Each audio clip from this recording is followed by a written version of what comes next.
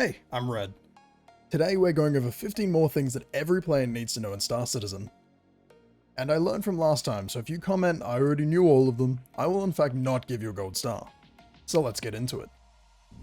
A lot of ships actually have secret smuggling areas or compartments that can't be scanned by the authorities or players. In some ships, this space can be hidden under the stairs, or even behind component walling. The amount of storage available also varies between ships. For example, the Vanguard series have 1 SCU space, while the Spirit series have 2. They won't fit a huge amount, but it's a cool place to hide stuff, especially as most players either won't check it or don't know that it exists. So next time you're prepping your ship, have a look around and see what you can find.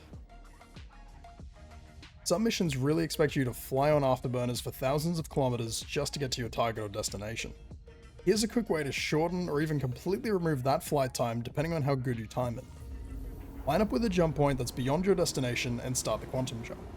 Once you're nearby your target, hold B to cancel the jump, or if that doesn't work, press U to turn off your whole ship. Both of these will cancel the quantum travel. Now all you have to do is fly what's left of the trip. Just remember that turning off your ship means the shields will need to regen, which can leave you pretty vulnerable if you're heading into a fight. It won't matter as much for fighters, but with crewed ships, it can take a while to charge up. Fighting off pirates for hours while trying not to become an asteroid sandwich isn't that scary. But talking to people in global text chat and being social, now that's scary. It also takes up a lot of the screen and ruins every single screenshot. So to turn it off, all you have to do is press F12. And to bring it back up, F12 again. It's that easy. But unfortunately, this will also hide your party, vehicle, or direct chat. Sometimes you just have to hope for a chill server chat. Good luck with that one. Firing one missile at a time is super inefficient and stops you from putting damage on target while you wait between shots. So similar to flares, you can load up multiple missiles, torpedoes or bombs at once and fire them together. By pressing G to increase the number of equipped missiles, or continuing to press G until it goes back to 1. The maximum amount will depend on how many missiles you have available and the specific ship you're in. The A1 Spirit can load up to 5 missiles or bombs, while most other ships can only load up to 4. And just keep in mind that some ships fire them all at once, while others have a delay between release.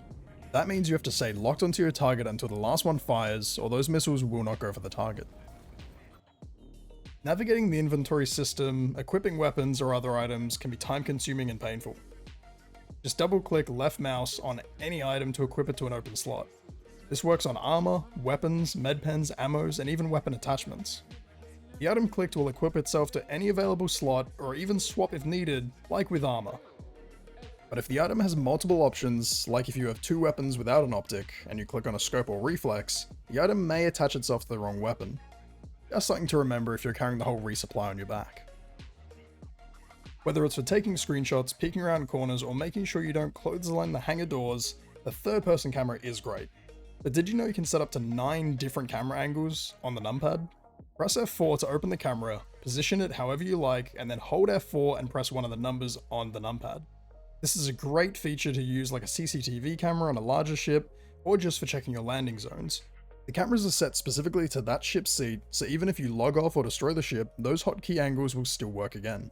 At the same time, this means even if you hop into a different seat or the turret of the same ship, those camera hotkeys will not be attached. Here's a quick one that could save you hours in the long run. How much of your total playtime in Star Citizen has been spent drinking? Well, if you still drink one sip at a time, that number's probably high. From now on, just hold the right mouse button when drinking to finish the whole container in one go. And remember to throw it in the bin once you're done, you animal. If your system struggles to maintain a solid frame rate, especially when you're near planets and moons, try this. Open your settings, go to graphics, and find the Planet Volumetric Cloud option, and set this to medium or off for the greatest improvement. The atmosphere might look a little uglier, but this will make a huge difference, particularly around Crusader, as the whole planet is one big volumetric cloud trying to destroy your frame rate. There's a few other things like borderless instead of full screen or turning off VSync, but those things don't seem to affect my frames, so you just have to give them a shot. The Pyro Multi-Tool is a must-have no matter the mission. Even if I'm carrying a knife in its slot, I'll always have one in my inventory just in case. It also has a few different attachments, like the Lifeguard for healing, the Orbit for mining, the Cabino Light for salvage/repairs, but most importantly, the True Hold Tractor Beam, which you can actually use to rotate any item held by the beam by simply holding R and using the mouse wheel to scroll. Whether it's for moving boxes on a grid, carrying your friends to cover, or really anything else, this one comes in handy. Lots of weapons have different firing modes: semi-auto, burst fire, and fully automatic. So why save ammo and carefully hit your shots when you can flick the fun switch and spray down everything around you? Press B to change firing modes.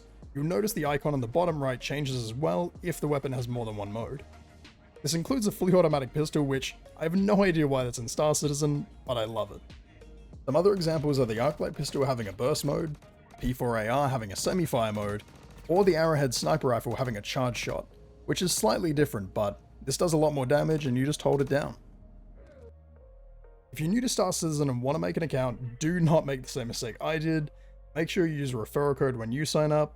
You'll get 5,000 in-game credits for free, and if you buy the game during any kind of special promotion, you can even get a $40 ship for free. Now, if you already have an account, but you haven't bought a game package yet, you may be able to open up a support ticket and ask them to add a new referral code to your account, but do not rely on this. If you want, you can use my referral code when signing up. It's the one on screen now, and it's also in the description. Do not forget to use one. Now, if you're ever wondering how long it's going to take to quantum travel to a location, there's no need to pull out the stopwatch or start making random guesses. Once you set the route, look at the top left of the map and you'll see a number. That number is actually how many seconds this trip will take, excluding the time it takes for the quantum drive to spool up, calibrate, and cool down between multiple jumps. Finding the set of armor that perfectly suits you and your playstyle can take forever, as you go from store to store looking for that one helmet you want. The website finder.cornerstone.space allows you to find exactly where that armor piece or flight suit is located, even showing items that aren't buyable in game but can be found while looting.